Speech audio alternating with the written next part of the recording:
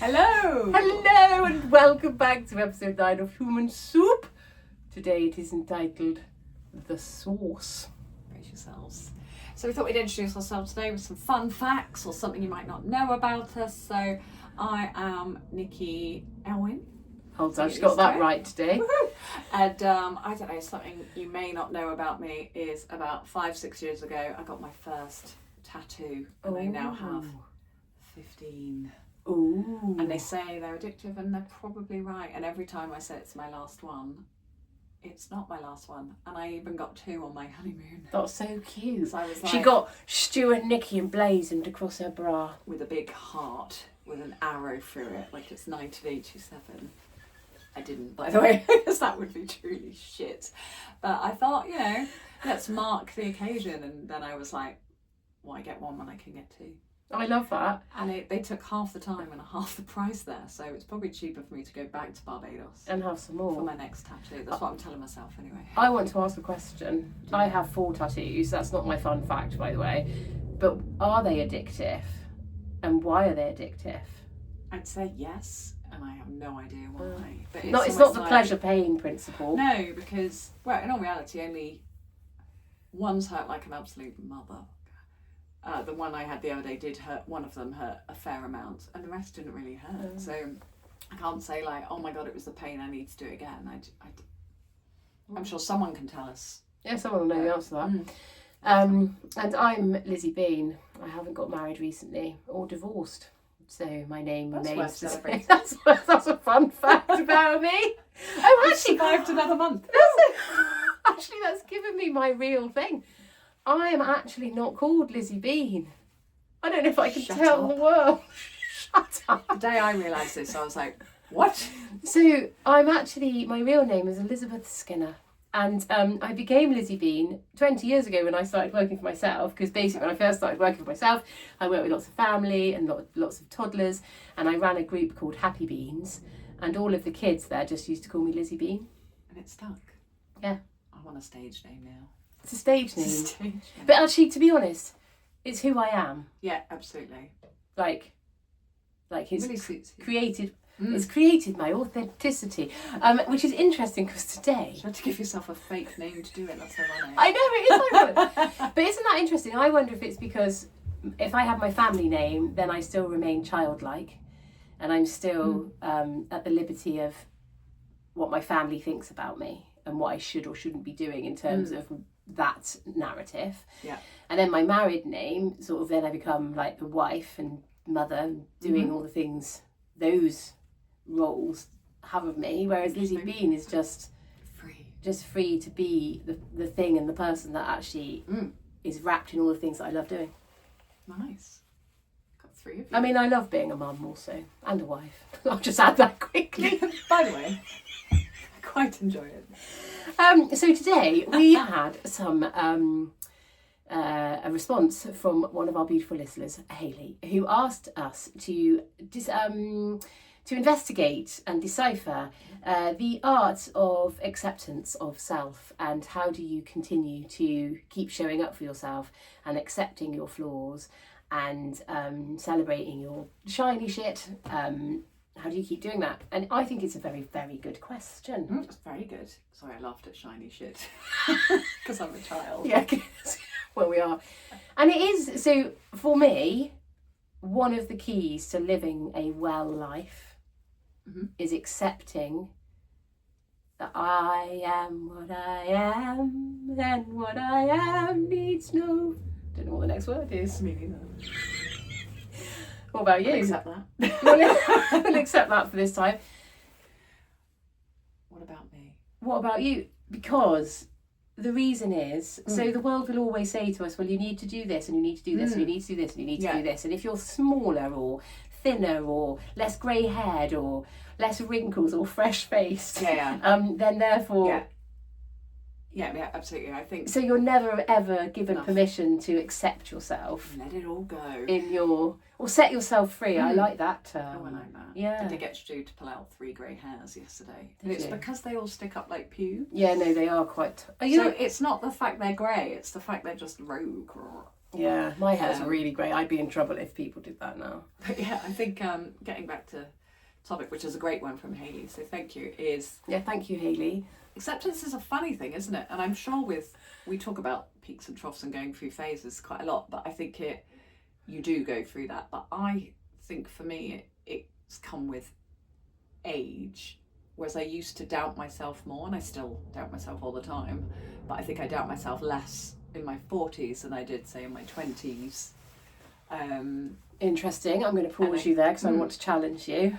You can challenge me. There's nothing new there. So, when you doubt yourself now, is the doubt different to the doubt that you had when you were younger? Probably. Yeah, I think I probably did more when I was younger of, am I good enough? Am I doing enough? And I wonder if that's... I could talk about this in a work context, because I think it's work a lot of the time where you doubt yourself, because you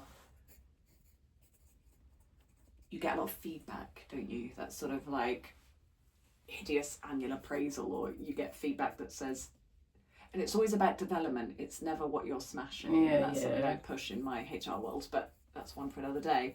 But it's always like, you need to do this, or I used to get like, oh, maybe hide your personality a bit, or things like that. So I probably doubted myself, am I doing enough? And that's probably because I wanted to progress and do better. So I guess you're always thinking about what you can do to be better. Whereas now I'm in my 40s, I'm like, well, I know that this is my superpower and this is what I'm good at, so I'm going to make sure I stick here. And actually I don't know. She's talked herself out of the doubt. Yeah, it's like, I also think I do things now that I'm more willing to give things a go. Like when I met Stu and I started singing, which is something I always wanted to do but never thought I would do, and it's like, well, now I can do that and I love doing it, so I'm going to do more of it.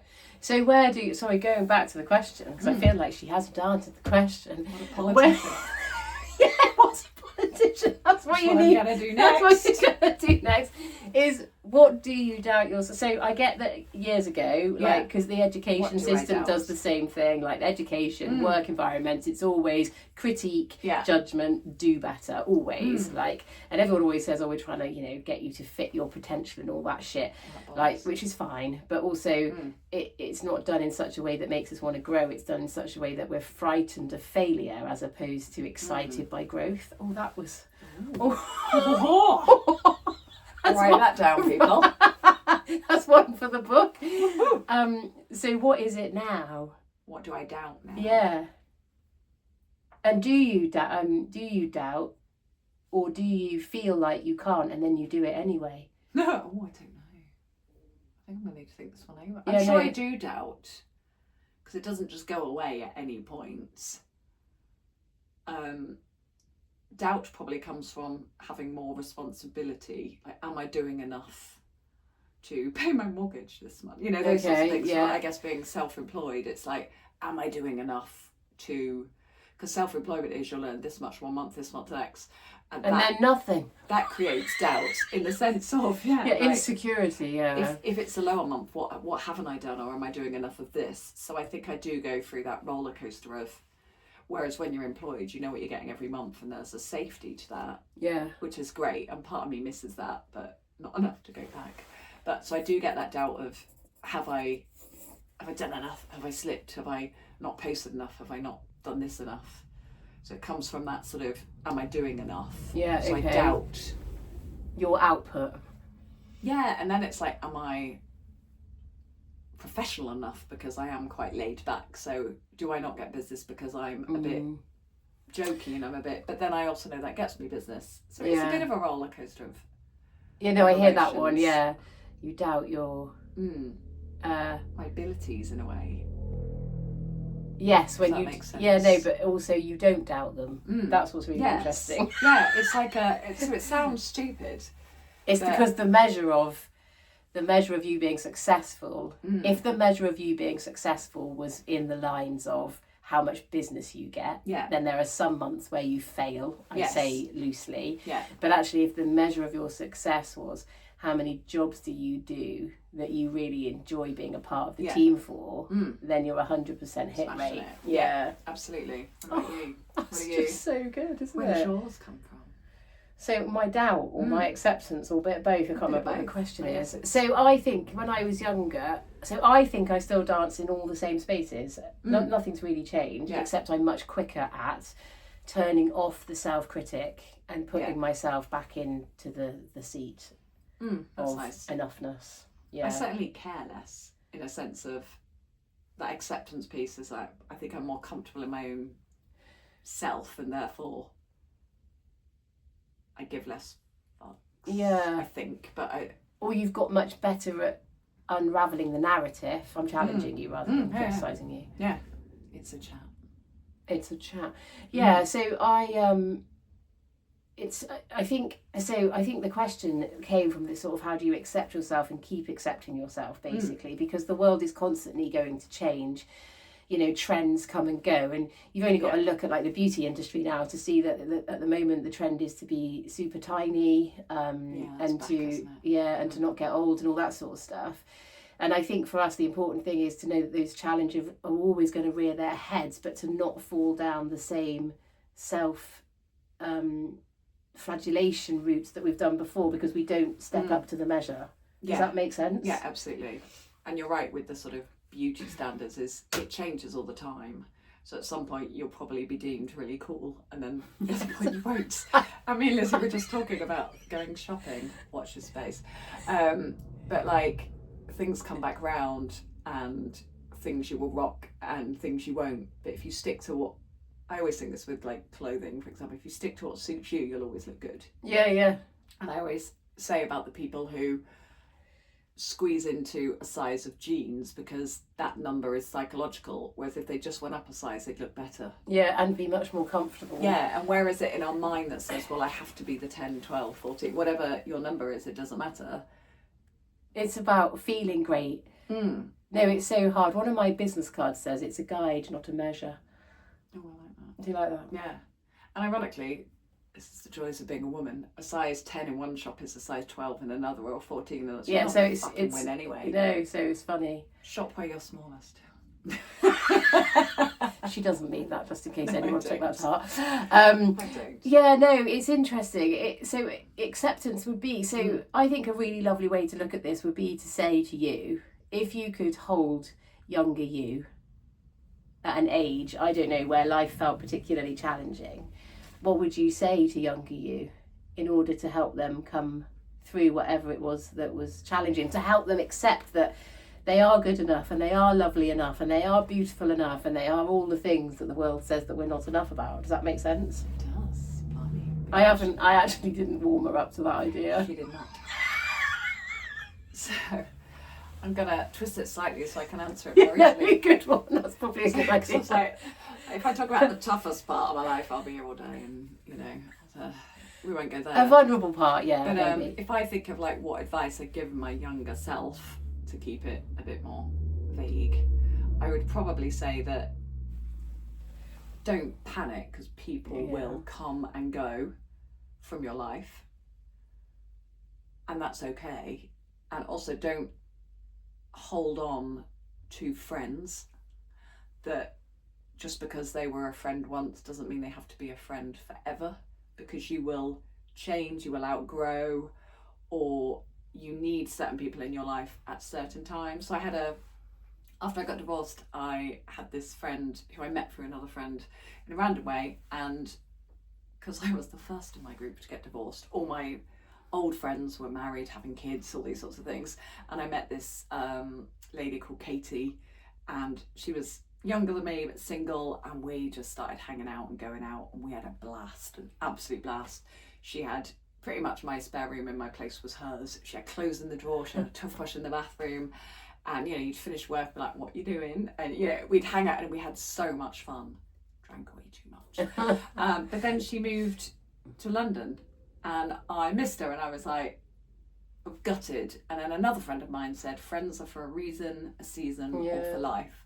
And that's lived with me ever since, because at the time, and we don't talk now, we'll have the occasional message, she was everything I needed, and we had so much fun. And I've got some stories from my time with Katie, but that meant the world to me, and she was absolutely everything I needed at that time, but it wasn't a forever friendship. And I also have a friend who I stopped being friends with, and that was my choice because she wasn't good for me anymore. And letting go of that was the biggest release I've probably ever had, alongside my divorce. Because and the poo she had this morning. Sorry, that's horrible. But it was a good. Now I'm like, Lizzie. But it was a good release, and I didn't need that person. And actually, it was quite toxic in the end. And so I think just understanding that people in your life will come and go. And there's a good, great, it's and a that's good, healthy. Yeah, and there is an acceptance, and that is an acceptance thing, isn't it? That the transitions of life, and the life is an evolution of self. Oh my gosh, deep. Not on it today. Evolution of self, and like sometimes people that you have in your life support that evolution, and sometimes they don't, and there is an acceptance that comes with knowing that, and then letting that be so. And you have people who are. I have 2 old school friends that I I go to the football with, and we show up every Saturday, and we have a little chat, and then we leave. Apart from our little group where we bitch the football, we won't see each other in between, or much, unless there's a wedding or a 30th, 40th, you know. And then or a funeral. We'll get to the end of the season, and we'll be like, see you next season. Like, we know we're not going to see each other in the 3 months where the football season's off, and then we come back in the start of the season, and we just carry on where you left off. Yeah, and I think if it wasn't for the football, I probably wouldn't see them much nowadays. But that's what our friendship is, and it's lovely. And I know that I could go and they'll both be there, or one of them will be there, and we'll just chat away. And actually, I think that's the same of like the whole thing, like the whole of life. That's a big grand gesture, but like everything changes all the time. Yeah. And there is a great freedom that comes with the acceptance of, and that means though that it doesn't always feel comfortable. So like, if friendships change, if relationships change, if your body changes as we get older, like we're all facing these trickeries that trip us up. Yeah. But the point is, there's a great freedom that comes with accepting that this is now. Yes. And actually, one of the great things that unhinges us this too shall pass, but one of the great things that unhinges us quite a lot is this idea that we compare ourselves to previous versions of ourselves. Like whether that's career-based, or what we look like, or age-based, or fitness-based even. I've run a London marathon. I couldn't run a London marathon now, and there's a great I wouldn't want to, but there's a great acceptance that comes with, a great freedom that comes with accepting that I don't need to do that now. Yeah, it worked for you at a time. Yeah. Because I used to run only halves, but I've run a few half marathons, and the thought of running 20 metres now makes me want to throw up. Yeah. But I loved it. It was really good for me and my mind at the time. I used to love nothing more than bashing out 10 miles because it was good for my soul. Whereas now, I'd rather go to bed. I'd rather go to the pub or go to bed. And watch Die Hard. That's your favourite. I think it's a great question, because I think I would love to be much more I just accept myself. I'd love to say that, but it's not true. Like, I do accept who I am, and I love who I am, but that doesn't mean that sometimes those things don't get challenged. No, and I think it's human to say, I feel crap today, or I feel a bit whatever. I feel a bit shit about my face, my body, my hair. I feel a bit chubby today. Yeah. Whatever. And if you didn't do that, you're literally a freaking superhero, aren't you? But we all feel it. We all feel, like we look tired, or like the pressure, I didn't sleep last night. I'm a bit tired. See, I wouldn't have said that. I wouldn't have even noticed that. Isn't that? But because that's the funny thing, is that you don't notice it in others. No, you just notice it in yourself. No one else cares because they're too busy caring about what they look like. But it's an interesting one, because I personally have to challenge the narrative all the time. So that's the big thing for me. I am also, I'm not neurotypical, which obviously adds to the challenge of that. So, but my thought processes all the time are nuanced and tricky. But if I suddenly come to a point where I think, oh my gosh, I look awful, or I'm not doing very well in my career, or my show, I only sold 10 tickets in my show, I must be awful. I have to rewind it all the time and come back to what measure are you measuring? Whose measuring stick are you using? Yeah. And is it yours? Yeah. And fundamentally, things that trip me up are always, I'm not measuring myself with my own measure. Yeah, it's funny, isn't it? It's like I went through a phase when we started our open mic. So me and my other half run a monthly open mic, and at the start, we just wanted our mates to come along and have a sing-song. And then it grew and grew, and it's a great event, but some months we'll get less numbers, and I don't worry now, but I did like, oh my God, what will people think? Yeah. And actually, people still had a great night. But and it's the beauty of less numbers is you get to sing you again. get to sing more. So actually, that's the worst thing that can happen is people get to sing more. And but also I think freaking it's good. really important to say that out. Like I genuinely do think it's really important to say that out loud. So same story. Yeah. Like my show can have 80 people there or 15 people there. Yeah. It's still brilliant. And but it's still brilliant. It's still doing shit. It's still creating a light in a room that, in other words, would stay dark. Yeah. But it's your ego that's affected by because other people can measure your success by what they see, but not what they know you feel. Absolutely. God, I'm so on it.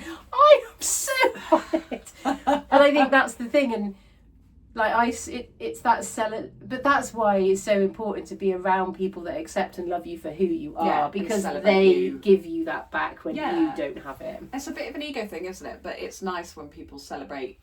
You almost need sometimes for people to go, you're fucking smashing it. Yeah. Because sometimes you won't do it yourself. And surrounding yourself with those people, because acceptance of self also needs a little zhuzh.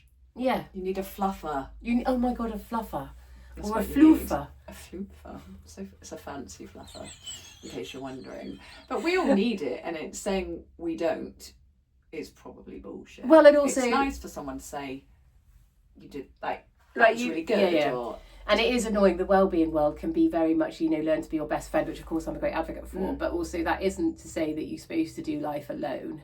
No. Like, people are good for the soul. We all need people. Yeah, we all need people. Even people that aren't very people-y need people. And you need people that champion you and celebrate you and also hold you accountable if you're behaving like a knob. And I feel really lucky with the people I have around me. Yeah. Especially now, I feel like I've got more amazing people around me than I ever have. Both from people from my school days to people I've only met in the last 3-4 years since I moved to Siren Sister. Yeah. That are now the most beautiful group of friends. And if I look at my wedding 3 weeks ago, it was cool. The majority of them were mates, and so many of them I've only really got to know in the last 4 or 5 years. And there's not a single person that I wouldn't call up and say that I loved them and I'd be there if they need, joyous people. But that also comes with getting older, doesn't it, too? Because you stop hanging out with the people who are cool and you start hanging out with the people who are warm. Yeah, that's true. I always feel like we talk about it a lot. We've got this group in Siren Sister, and they probably range from, I'm 43, they probably range I'm 24. We shouldn't laugh. No, because I'm not. But yeah, they range from 35 to 70. God, I think Reg is 83. 83. And I love that man. And, so if I look at age group, that's a 50-year swing. Just throwing a joke there. We're not going to go with the jokes. Yeah, I love them all, and they mean a lot to me. Whereas back in the day when I was in my 20s, probably all my mates were in my 20s. So I guess and that brings life experience and different views and different. Also, I guess there's a power thing at play when you're younger, though. Like if you're 22 and you've got a 50-year-old friend, you've got to question the integrity of. Is that an equal friendship, or is there something else? Yeah. I was about to make a really inappropriate joke. I'll tell you afterwards. Okay, or fair. Even though I do a lot of things on this probably is a step too far. Yeah. So I think that the challenge is for me personally, accepting myself is not I woke up one morning and just realised, yay, I'm good enough. It's more a daily commitment to being compassionate to everything. And therefore I accept myself. Yeah, and I think if more people did that, it would be a wonderful world. Well, it would, but Sounds also a little cheesy, but it would. There's another song we could sing here, but also, lots of people are judgmental and critical because they are judgmental and critical of themselves, and they think because that's what happens in their head, they can project that onto others. Yeah, and actually, some of the most insecure people I know are the most judgmental. Yeah, it's interesting, isn't it? Yeah, but that's not okay. I'm God. Probably why we get trolls nowadays online and. Yeah.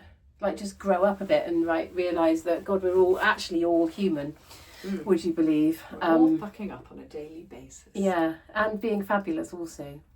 I would argue. So yeah, there we go. So I think that's probably what it is. Oh, the reason it was called The Source was because we were supposed to talk about the source of our acceptance. We have now. Have we done that? I don't know. It started off in the right vein. Took many paths.